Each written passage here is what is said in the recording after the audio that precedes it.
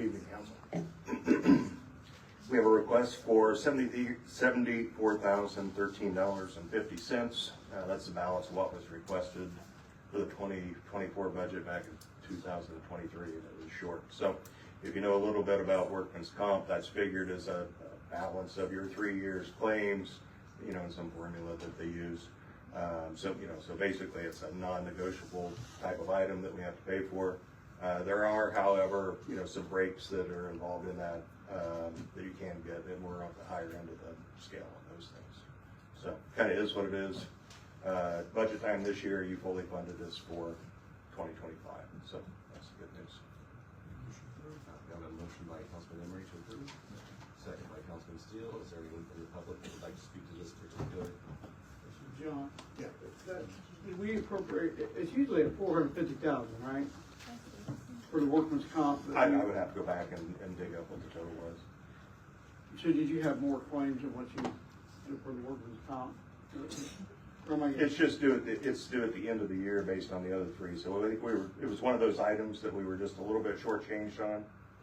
And at budget time for this year, you gave us an adequate enough appropriation for 2025 is my understanding.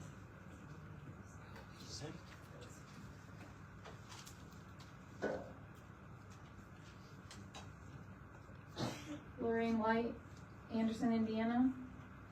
Good evening, Council. It's my understanding that this may be the last time that we're together before the turn of the year, when there will be new people taking over new roles.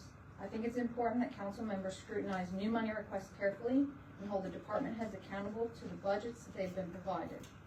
In that same vein, I also believe it's important that elected officials provide truthful information when addressing the Council and citizens, that the Council not vote on new money requests and transfers based on misrepresentations. To highlight this, I want to quote Benjamin Franklin, who once said, "Without freedom of thought, there can be no such thing as wisdom, and no such thing as public liberty without freedom of speech." Both the United States Constitution and the Indiana Constitution provide protection for free speech. Indiana's Constitution states, "No law shall be passed restraining the free interchange of thought and opinion, in restricting the right to speak, write, or print freely on any subject whatever, but for the abuse of that right, every person shall be responsible." At the May 10th, 2022 County Council meeting, the Planning Department asked for money to be transferred from the general fund to the Planning Department budget for office supplies and maintenance costs. I spoke at the meeting, stating if the Planning Department issued and collected fines to people who violated zoning ordinance, the department would not need to ask the Council for your tax dollars. This video is online in several places and can be easily accessed. Ben Gale. Real quick, you are here to speak at this point on the workman's comp request. Correct. So I just want to make sure you're getting to that. Are you not interrupting me? If you would like to have the opportunity to continue to speak, then you can be respectful and you can speak to the item that we're discussing right now. I'd like to have my time restored. I will make sure that whatever time I took with this, that you have restored it. Please go ahead and speak to this topic.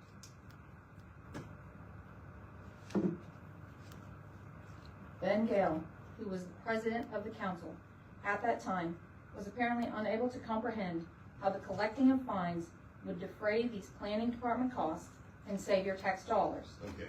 At that meeting, You're out Gale of order. attempted- You're out of order. Personal insult is not appropriate in a meeting like this.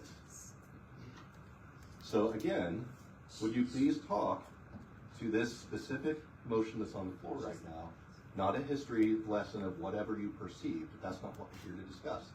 so this is a content-based restriction of my speech. No, this, Time, place, manner. yes. Perfectly legal. It's not, you have to be germane to the public hearing that can speak to that. I have not even spoken for a minute, and I have more to say, You had spoken more than a minute. and I have before I more interrupt to say.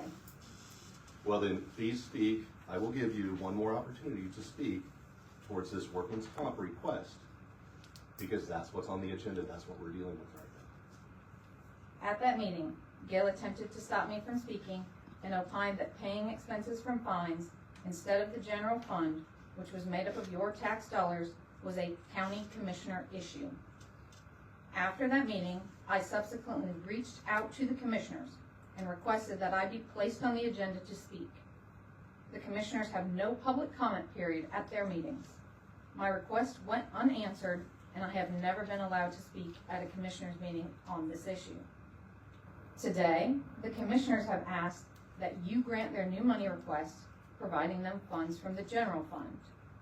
Based on Gail's prior assertions, I want to state once again that $30,000 plus in fines, which Madison County failed to collect from Drew's parts, would defray the costs to the taxpayers for these appropriations.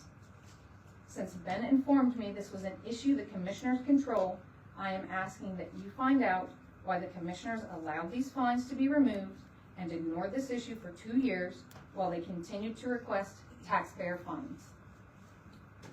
Thank you. Hearing none, all in favor say aye. All right. All opposed? That passes.